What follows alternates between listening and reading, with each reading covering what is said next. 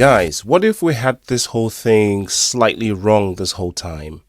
Like, what if XRP is already powering SWIFT in the background and we don't know it yet because we're waiting for some kind of massive replacement of SWIFT? I mean, in the last few years, I think the narrative has been, and it's got some credibility to it, that XRP and the whole sort of Ripple net stuff was designed to replace SWIFT and other such systems. SWIFT, I think, is the largest messaging system in the world when it comes to payment. It's international.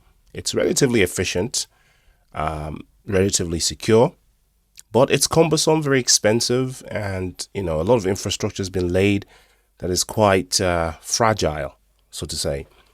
So what if we've had it slightly wrong? And in fact, rather than replacing SWIFT, what if SWIFT is going to plug in to the XRP system, ecosystem? Either you call it RippleNet, Ripple Payments, XRP Ledger, or what have you. And there's a lot of, a lot of things point that this might be a reality, not necessarily even in the future, that in fact, this has already begun. And we might be waiting for something that may never happen, which is when SWIFT just falls over and then just dies and then gets replaced by XRP or XRP Ledger or Ripple Payments, whatever. And there's several reasons why I say this. First of all, just even this January, in the last couple of weeks or so, there's been lots of rumors that are pointing to the fact that perhaps SWIFT is already using XRP, either testing the system in the background, or quietly using it. We know that Bank of America is using it, right? And they have been for their internal transfers. But what if SWIFT's been doing the same thing, just to smoothen up their system a little bit? Later on, you see, I talk about some of the things that SWIFT talked about. They've actually addressed this at some point last year. They had a look at the XRP platform and they opined on it. I don't think maybe many people remember that, but it actually did happen. Okay. So again, like I said, we know that Bank of America uses it, but a lot of sudden news came out a couple of weeks ago, early January, where people suddenly went, oh, SWIFT is using Ripple.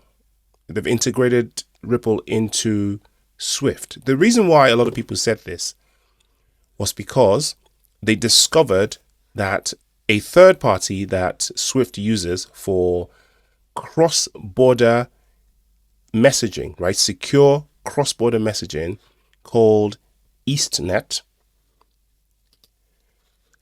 They are compatible with the XRP Ledger and with Ripple network, right? The Ripple messaging network. And not only are they compatible with it, they actually use the system. So in theory, this third party may have been using Ripple's messaging system to fulfill its obligations to SWIFT. Complete speculation, of course, there's no actual evidence to that, apart from the circumstantial evidence or the third party evidence that they're compatible with both systems. And messaging has been going through both platforms. And, they're not just contracted out to SWIFT, of course. They work with, as you can see here, 11 of the top 50 banks across the world. So that's a big organization, even though their website looks kind of like I designed it. But, they've got their tentacles deeply in some of the biggest financial organizations in the world. You would recognize PwC, that's PricewaterhouseCoopers, World Economic Forum, our best friend here on the crypto world, Dow Jones, yada, yada, yada. Okay, big partners. And of course, SWIFT. So one of the rumors is concerning this EastNets organization, right? Serving as a kind of window into a possibility that SWIFT not only is considering XRP in terms of the ledger and Ripple payments or Ripple network or whatever, that they're at least using Ripple's technology to fulfill some of the stuff that they're doing already. And if you dive a little bit deeper into that, you will see that even from Ripple's point of view, the plan wasn't to completely replace things like Swift, but rather to work with them. So it seems as though cooperation is the narrative now than competition. And perhaps it's always been the narrative. And somehow we, the onlookers that aren't privy to what's actually going on in the back, have created this competition in our heads, and we're running with the whole competition. And in our heads, a flip the switch moment would be when, Ripple payments or the XRP Ledger or something that similar just replaces Swift globally, which it doesn't seem is going to happen, because obviously the world is a very, very big place, and the pie is large and enough for everyone to have a nice bite out of, right? XRP itself, right, can be used as bridge currency within the Swift system. I mean, we've seen Swift actually try to upgrade itself. Swift obviously is not asleep. They also, more than anybody else, are aware of the new system that we're moving into of digital payments and what have you. And they have to update themselves or they will fizzle away. You have to compete, you have to change, or you break, right? So we saw when they reached out to Chainlink to try and build their own thing, right? Just like Visa did and all those people, to try and access the blockchain themselves using the existing legacy system, but linked to the blockchain via Chainlink, because Chainlink can provide information to the blockchain and digital, the new digital currency system. And Chainlink, of course, is ISO 222 compliant. I mean, Swift itself has adopted ISO 222, even though it's an old clunky system, and complete compliance with this system is a lot more difficult for them than, someone like RippleNet or Chainlink, because obviously they have to overhaul the entire system, 50-year-old technology that they have to change to be compliant. Very, very expensive, and something that they can save billions of dollars just using something like RippleNet or Chainlink or something like that, right?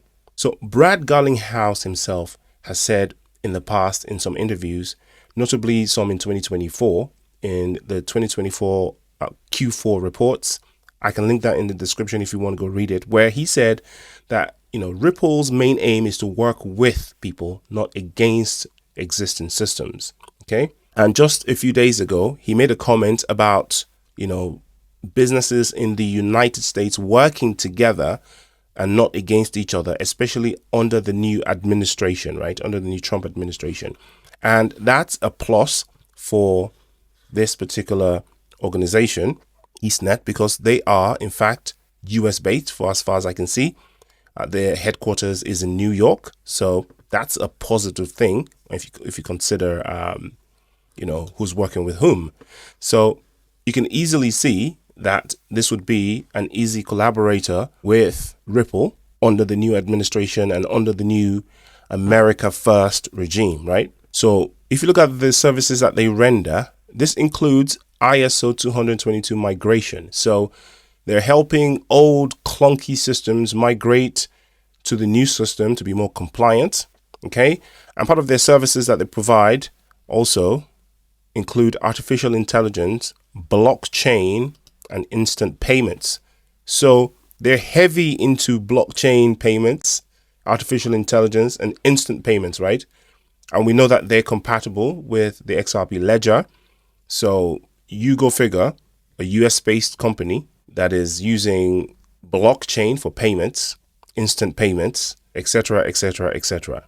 So the collaboration of this company with Swift partly sparked the rumors of Swift already integrating Ripple's technology or using Ripple's technology. So the Swift protocol itself hasn't been updated to have like XRP compatibility in it, I don't think, but rather via the third party, right? So in this new era of collaboration, cooperation, America First, bringing the dollar to the forefront of the world when it comes to blockchain.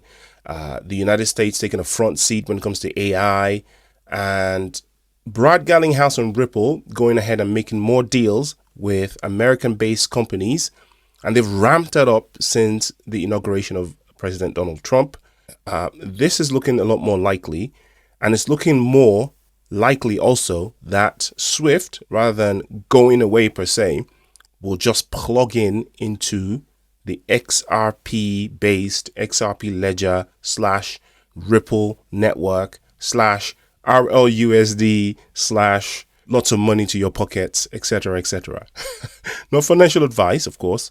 Do your own research. I'll see you in the next video. Peace.